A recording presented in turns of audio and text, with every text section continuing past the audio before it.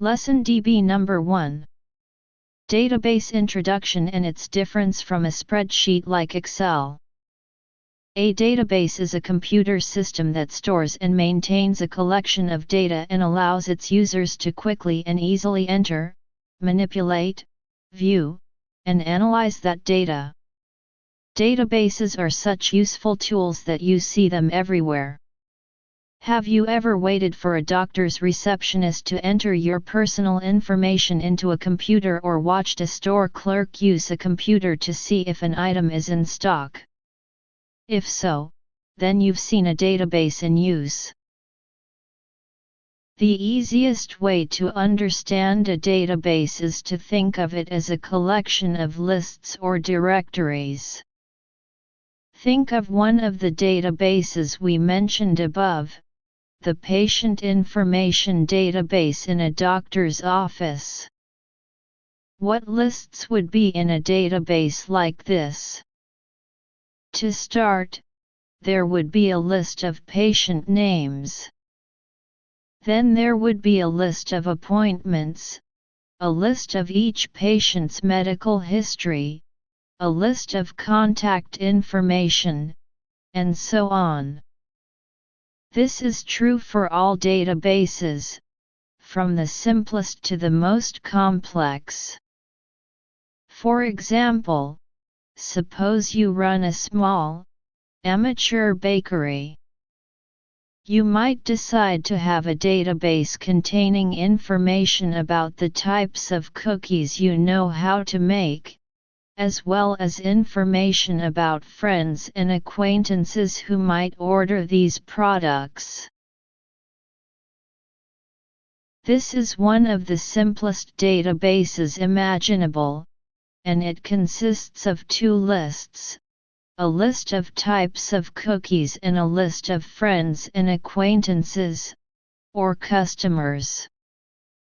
However, if you were a professional pastry chef, you would have many more lists to keep track of, a list of customers, a list of products sold, a list of prices, a list of orders, etc. The more lists you add, the more complete and, of course, complex the database will become. In a database, lists are a bit more complex than the lists you write on paper. A database stores its lists of data in tables. Tables are a more powerful tool that allows you to store information more precisely. The list of customers in the bakery database example above is shown in the table below, which contains information about customers who might order these products. Each column holds one of the characteristics of that customer. These tables may remind you of Excel, which lets you organize data in a similar way. In fact, you can create a similar table in Excel. So why use a database? If a database is essentially a collection of lists stored in tables, and you can create tables in Excel, why do you need an actual database in the first place? Excel is a spreadsheet software. A spreadsheet is like a digital notebook that stores and displays data in tables made up of rows and columns. In addition to storing and organizing data, spreadsheets also allow you to perform operations on the data, such as adding or multiplying, or performing statistical calculations on the data, or drawing charts. But a database is a structured collection of data.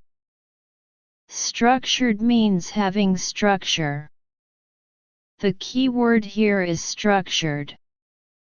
This structure is designed and created in such a way that data storage and management, access, and even sharing of them can be done with high efficiency, quality, accuracy and security. For this purpose, each database has a powerful management system inside it called Database Management System or DBMS, which stands for Database Management System.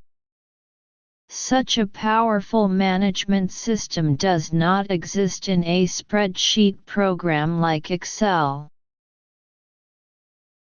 Let's go back to our simple database with two lists, the names of your customers, and the names of the types of cookies that you can prepare. You decide to create a third list to record the list of orders, requests, in it. The first list contains the names of your customers, the second list contains the names of the cookies, and the new list, the third list of the list of orders, which receives all its information from the first and second lists. Each row in the third list says which person ordered which cookie. See how the third list uses words that appear in the first two lists? Can you see that the words Sarah and biscotti in the third list are the same words Sarah and biscotti in the first and second lists? This relationship seems obvious and immediately obvious to a person, but Excel does not. Excel treats all of this as distinct and unrelated information. But a relational database can recognize this relationship. The same words in the two lists are referring to the same thing. Because the database has the tools to make this connection,